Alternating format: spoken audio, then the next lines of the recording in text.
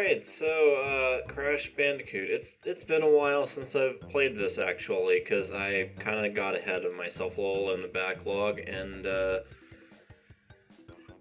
yeah, didn't want to basically finish the game before I'm even remotely close to caught up to where I should be. And, I need to record Spyro. But now Spyro's a little more caught up. I basically have the same place in my backlog here as I do in Spyro, so yeah, here's a high road. I did actually have a failed recording of this where basically my brain was potatoes again, and I'm like, alright, fuck it, I'm not doing too many more of these. Especially since during that recording, I was under the impression that this was one of those levels where you couldn't actually get everything in the level just yet, and that doesn't appear to be the case, actually.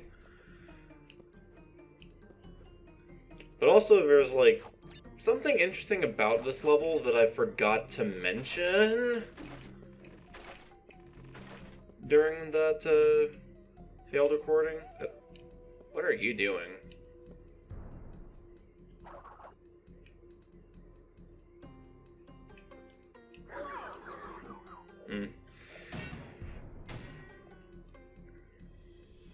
But yeah, basically, I don't know if I've mentioned this before. Again, it's been a while, and I don't tend to keep count of every single thing I say in these videos. But yeah, I don't remember if I've mentioned this before, but in the remakes that they made recently, the Insane trilogy, they changed the physics of the first two games to be more in line with how the third game plays. And that's mostly fine in most levels. They do, slightly tweak most levels to make them a little more playable with new physics. This level, however, is an exception to the rule. It's not actually a particularly difficult level in this game. I mean, it's still kind of annoying just because, these levels are always at least a little bit annoying. However, because the physics are a lot more precise in the Insane Trilogy version, this level becomes, bar none, the hardest level in the game.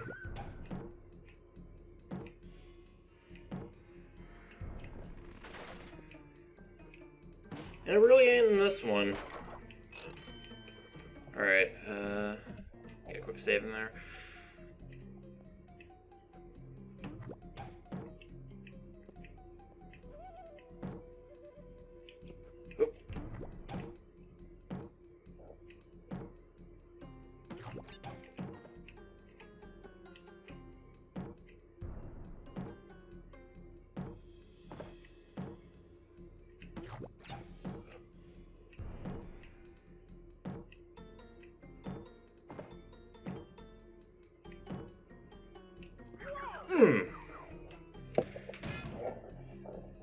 Yeah, it's still not exactly easy in this version. It's just, way harder in the remake just because of the change in physics and the fact that this level was, not remotely altered for the remake despite that.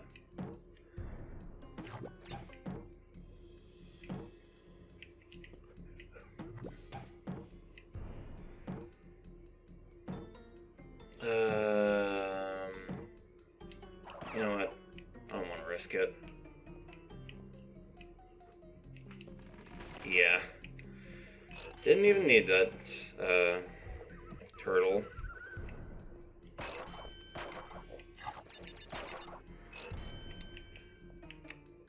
And it's all not even that long either. So, yeah, by far the more tolerable of the hog levels, specifically on PS1.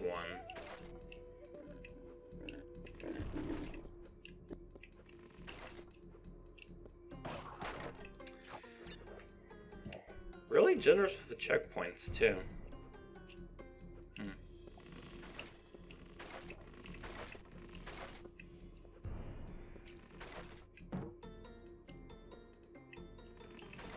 Yeah, like, insanely generous. Like, wow.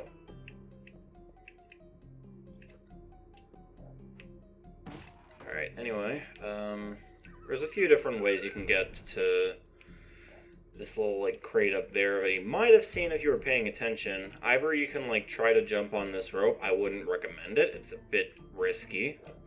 Actually, real quick, let's save here. If you're really good at timing, you can, like, jump on this crate, the checkpoint crate, and, like, bounce up onto this platform and then just jump from there. Or, and this is what I usually end up doing, is that. So, yeah, that's worked out fine. Okay, for some reason the shadow is, like, really hard to see at this point. That's mildly concerning. Okay, come on, come on. There we go. And we are almost at the end, I think.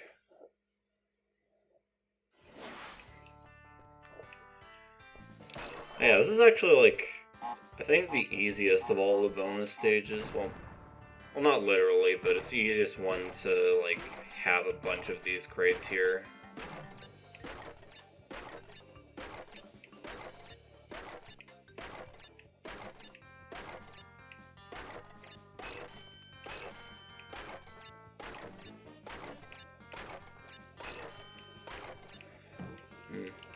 Oh yeah, by the way, this crate here is interesting. You can't actually break this crate and get, like, every other crate in level and beat the bonus level without doing some kind of, like, weird glitch jump. And in the remakes, because you have to actually get all the crates in the bonus levels too to get full completion, they just changed that to a metal crate instead. So that's nice of them. Here's a password if you want to play this level, I guess.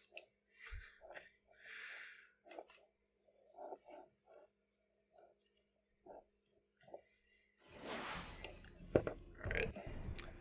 Just so we don't have to do that again.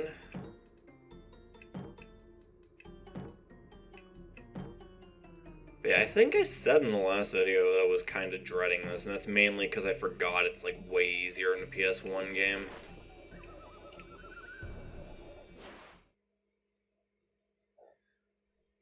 I don't know. But yeah, as you can see, we got ourselves one more gem.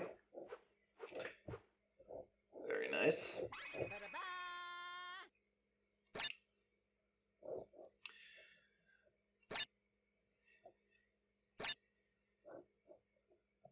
And that's 8 minutes. That's actually longer than it took to beat this level in the field recording. That's weird. Slippery climb! Oh boy.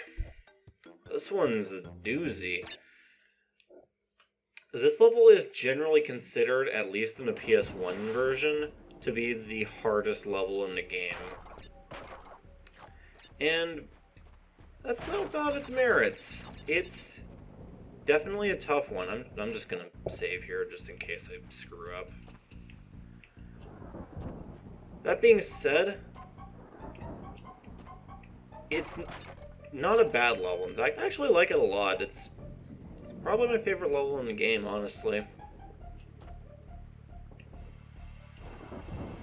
But yeah, it is a pretty tricky level. Platforming gets, like, really stressful as the level goes on. And you know what? I'll accept it.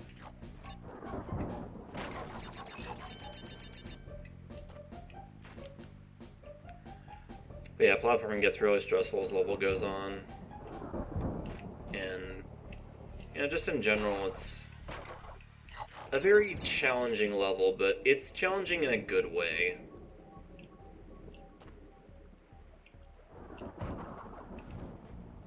You know? This is also, by the way, one of the levels where we get a colored gem for beating it. So that's nice, which means in the Insane Trilogy you have to play through this level without dying like you have to in this version.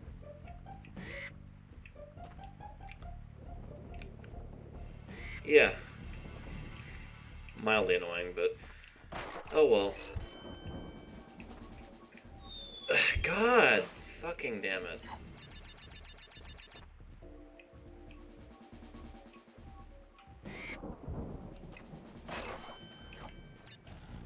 Okay, that's a weird token, so I've definitely gotten farther than I did in the previous attempts.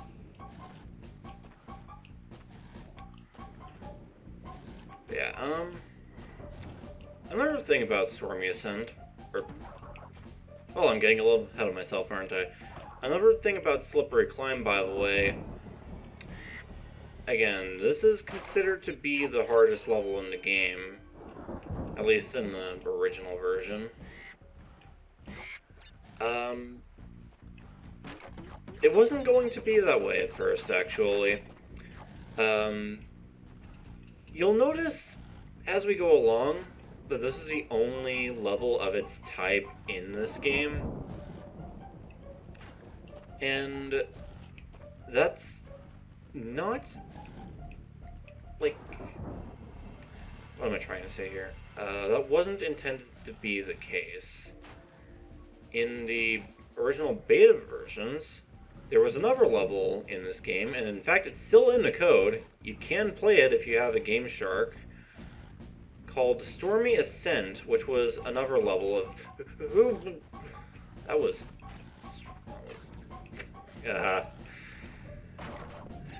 God. Yeah, there was another level called Stormy Ascent, which was also of this type, and it was even harder than this one is.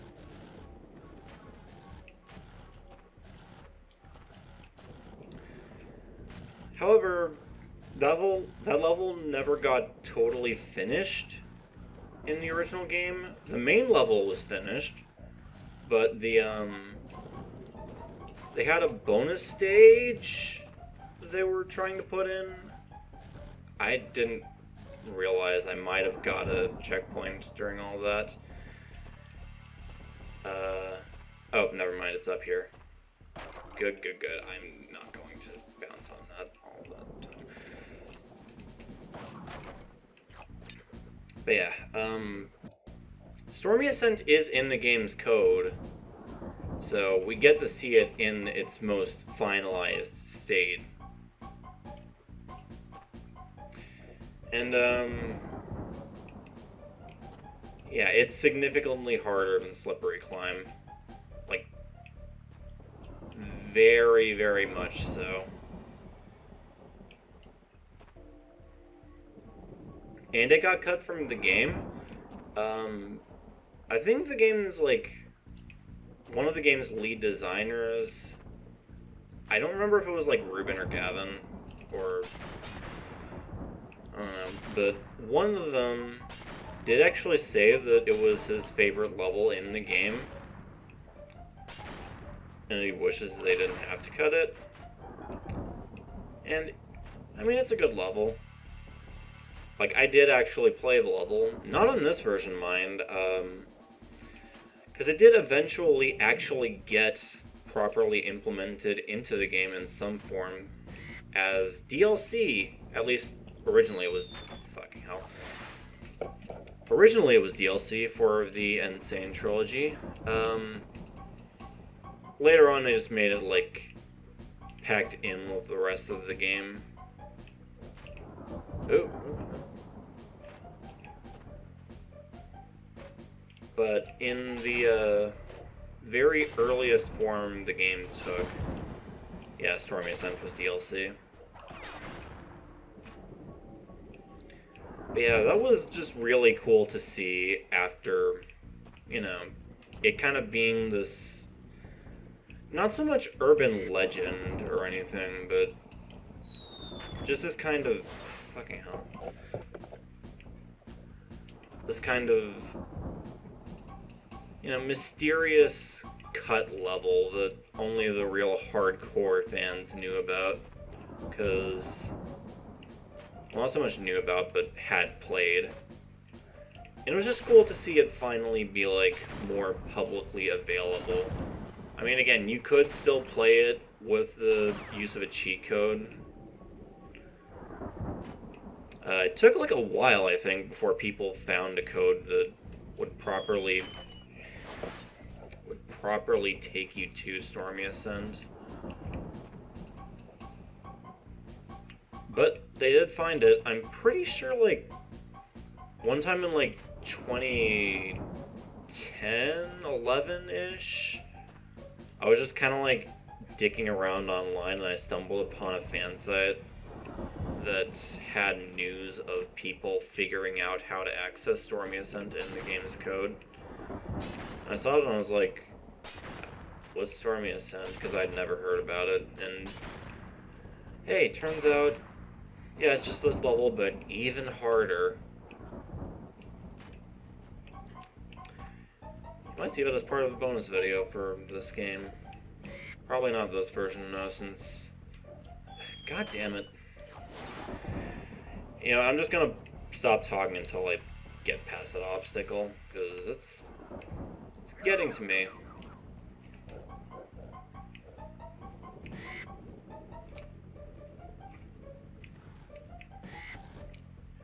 There we go, okay. Might die again. Oh. Okay. Might die again before too long, but whatever, I'm past that obstacle, so I feel a little more confident. By the way, beginner's trap here, don't jump, like, too early.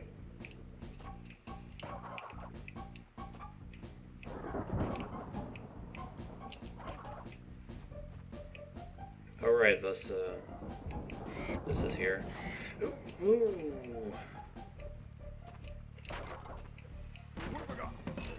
There we go, got ourselves a Cortex and a Brio bonus round. Do I want to even bother with a Brio bonus at this point? Give it a shot, I guess.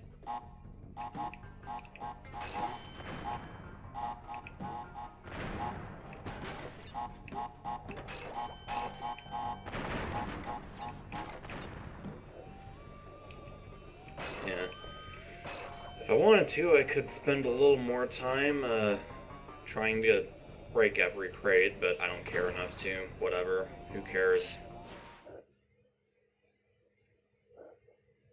I just kind of felt like doing that.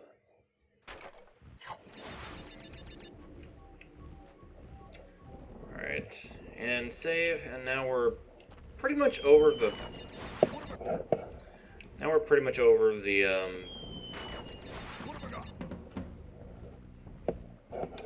Now we're pretty much over the, like, big stopping block, I guess, for me. So, Russell is still tricky, but I don't know, that middle section is generally the part of this level I have the most trouble with.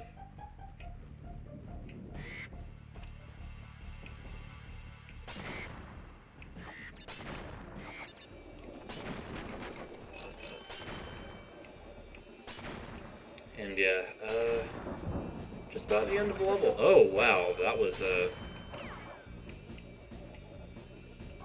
lucky. So, that's Slippery Climb done. And with that, we should get, I don't remember what color gem this is. I think blue? No, we already have blue. So it's red, okay. Nice!